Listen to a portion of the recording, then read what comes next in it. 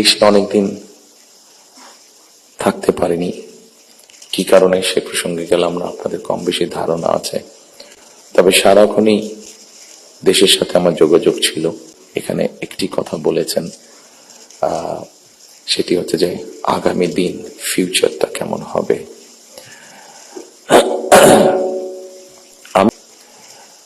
দেশের মানুষের সাথে কি হয়েছে, এখানে মাহমুদুর রহমান সাহেব বলেছেন একটি উদাহরণ দিয়ে। ওনার প্রতি পূর্ণ সম্মান রেখে আমি বলতে চাইছি, ওনার সাথে ওনার রক্তমাখা ছবি এখনো আমার চোখের সামনে ভাসে। কাজেই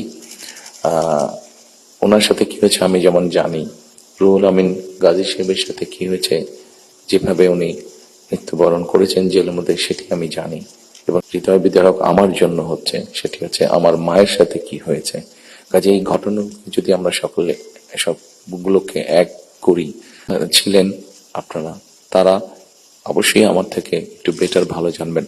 তবে আমি একদম যে জানি না বোধহয় বিষয়টি তা নয়, আমার একটি ধারণা আছে।